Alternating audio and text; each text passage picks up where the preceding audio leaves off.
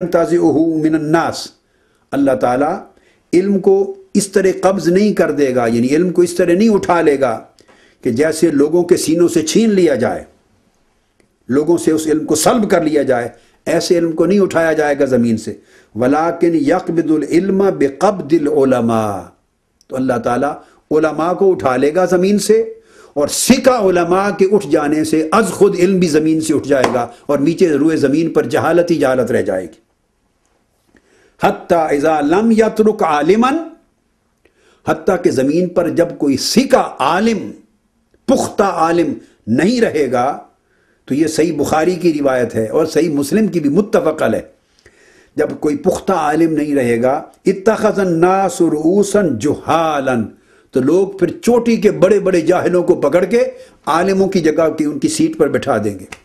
ان کو پکڑ لیں گے، ان کے دامن تھام لیں گے، ان کے پیروکار بن جائیں گے اور ان کے اوپر تکیہ کرنے لگ جائیں گے۔ فَسُئِلُوا، پھر وہ جاہل لوگ جن کو حدیث کا علم نہیں ہوگا، جن کو سنت نبوی کا علم نہیں ہوگا، جن کو اوریجنل اتھارٹیز اور سورسز تک ایکسیس نہیں ہوگی، فَسُئِلُوا، ان سے سوال کیے جائیں گے دین کی نسبت۔ فَأَفْتَوْا بِغَيْرِ عِلْمٍ، وہ فتویٰ دیں گے، اپنی ججمنٹ پاس کریں گے، اپنی اوپینین دیں گے، اپنی ڈیسیجنز دیں گے، ڈسکس کریں گے، اپنا فیصلہ دیں گے، بغیر علم، بغیر علم کے۔ اب صاف ظاہر ہے وہ یہ تو لوگ نہیں ہیں جن کے پاس آبا تا کا علم بھی نہیں ہے، اس سے مراد وہ تو لوگ نہیں ہیں جو کسی اسکول میں بھی نہیں، میٹرک پاس بھی نہیں ہے، وہ ممکن ہے ماسٹرز بھی ہوں گے، وہ ممکن ہے ڈاکٹریٹ کیا ہوا ہوگا، ممکن ہے پروفیسرز ہوں گے، ممکن ہے پی ایچ ڈی ہوں گے، ممکن ہے وہ گریجویٹس ہوں گے، ممکن ہے انجینئرز ہوں گے، ممکن ہے وہ MBBS کر کے ڈاکٹرز ہوں گے،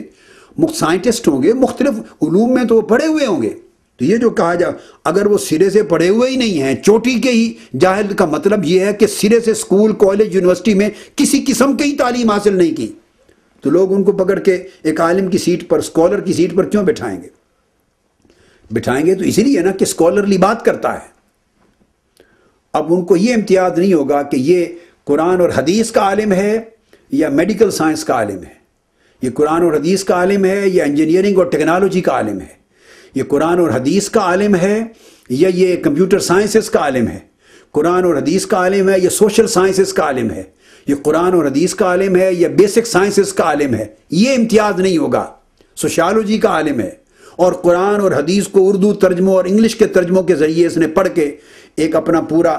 بولنے کا جو سلیقہ ہے، پختگی ہے، مہارت ہے، وے آف ایکسپریشن ہے، اس کی بنیاد پر یہ اس نے پردہ ڈال رکھا ہے اپنی کم علمی پر، یہ لوگوں کو پتہ نہیں ہوگا۔ ان کو کہا اتخذ الناس رؤوسا جہالا۔ تو یہ جب ان لوگوں کو حضور علیہ الصلوۃ والسلام نے فرمایا کہ اتخذ الناس رؤوسا جہالا، تو ان کو جب بنا لیں گے، وہ جاہلوں کو اپنے رئیس بنا لیں گے، یہ جو چوٹی کے جاہل ہوں گے ان کو اپنا رئیس بنا لیں گے۔ الفاظ بہت خاص ہیں، آقا علیہ السلام فرماتے ہیں اتخذ الناس رؤوسا جہالا، یعنی ان جاہلوں کو، ان پڑھ لوگوں، ان پڑھ سے مراد جو حدیث نبوی میں ان پڑھ ہیں،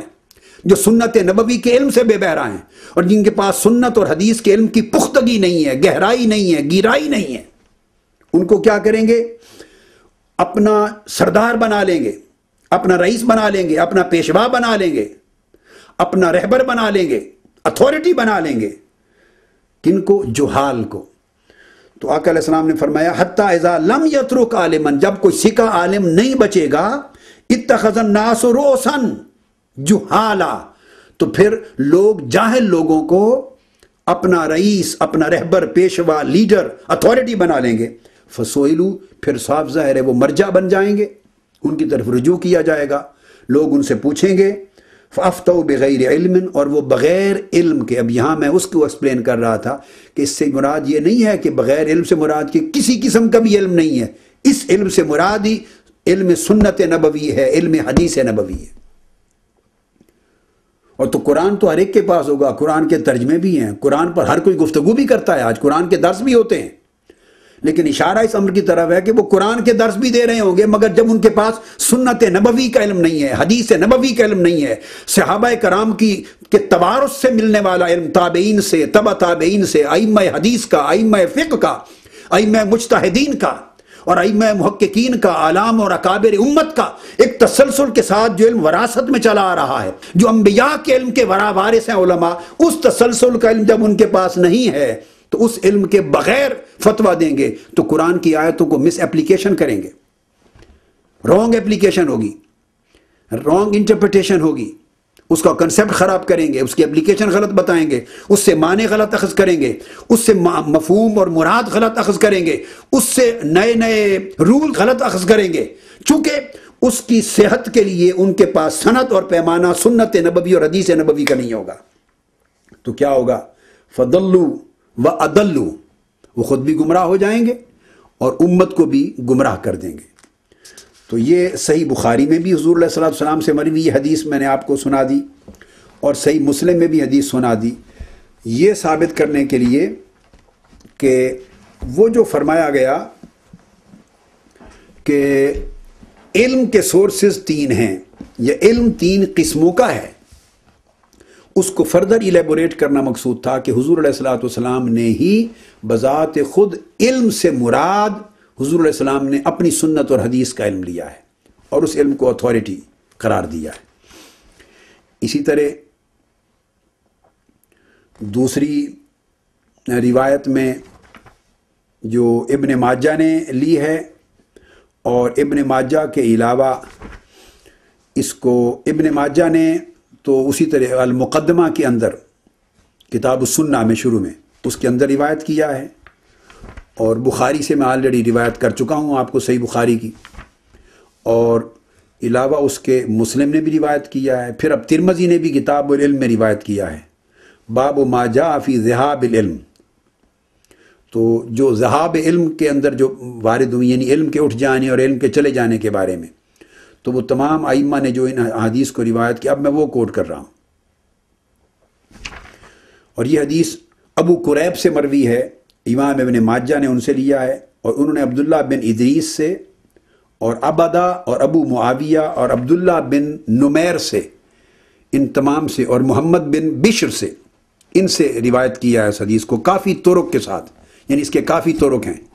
انہوں نے سوید بن سعید سے، انہوں نے علی بن مسہر سے روایت کیا ہے، اور مالک بن انس سے روایت کیا ہے، اور حفص بن میسرہ سے روایت کیا ہے، اور شعیب بن اسحاق سے روایت کیا ہے۔ یہ بھی سارے ایک ہی درجے پہ مختلف طریق ہیں۔ مقصود ان اسناد کو بیان کرنے کا یہ ہے کہ پتہ چلے کہ ایک حدیث کتنے مختلف طرق کے ساتھ روایت ہو کے آئی ہے۔ انہوں نے پھر شعیب بن اسحاق سے، انہوں نے ہشام بن عروہ، اور آگے چل کے عن ابی عن عبداللہ بن عمرو بن العاص رضی اللہ تعالی عنہ، تو اس کے پھر وہی الفاظ آگے آ جاتے ہیں کہ ان اللہ لا يقبض العلم انتزاعا ينتزعه من الناس، کہ اللہ تعالیٰ لوگوں سے، ان کے سینوں سے علم چھین کر علم کو نہیں اٹھائے گا، ولیکن یقبض العلم بقبض العلماء، یہ وہی حدیث ہے جو میں نے کوٹ کی۔ فَإِذَا لَمْ يُبْقِ عَالِمًا اتَّخَذَ النَّاسُ رُؤُوسًا جُهَالًا، اور فرمایا کہ جب رؤوسن کے لفظ بھی آتے ہیں اور رؤوسن بھی آتے ہیں، دونوں الفاظ ہیں، تو فرمایا کہ جب کوئی سیکھا عالم نہیں بچے گا روئے زمین پر، تو لوگ جاہلوں کو اور بڑے چوٹی کے جاہلوں کو اپنے رئیس، اپنے پیشوا، اپنا سربراہ بنا لیں گے۔ فَسُئِلُوا فَأَفْتَوْا بِغَيْرِ عِلْمٍ فَضَلُّوا وَأَضَلُّوا، پر ان سے پوچھا جائے گا اور وہ بغیر علم سنت اور علم حدیث کے فتوے دیں گے، اپنا قول اور اپنی رائے دیں گے، اور گمراہ ہوں گے اور گمراہ کر دیں گے۔ اب میں اس کے اوپر پھر اگلی اتھارٹی ایک سنن نسائی کی کوٹ کرنا چاہتا ہوں، اور آج کی اس نشست کو اس حدیث کے بیان کرنے پر انشاءاللہ ختم کروں گا۔ یہ بھی سیاستہ کی کتاب ہے اور سنن نسائی میں، اور یہ بھی حضور علیہ الصلوۃ والسلام سے مروی ہے۔ ثابت کرنا یہ مقصود ہے کہ سنت کا یہ تصور شرعی آقا علیہ السلام نے خود دیا ہے، اور وہ تسلسل کے ساتھ عہد رسالت مآب سے لے کر عہد خلافت راشدہ میں، عہد صحابہ، تابعین، تبع تابعین، اور عہد ائمہ فقہ اور ائمہ حدیث، سب تک تسلسل کے ساتھ چلا آیا ہے۔ کوئی کنسیپٹ بعد میں کسی چیز کو سبسٹینشیٹ کرنے یا ویلیڈیٹ کرنے کے لیے ایڈ نہیں کیا گیا۔ یہ اسلام پر ایک جھوٹی تہمت اور الزام ہے۔ اب یہ حدیث ہے ثواب من قام رمضان وصامہ ایمانا و احتساما۔ اس باب کے اندر امام نسائی حدیث لاتے ہیں، اور حدیث نمبر 2210 ہے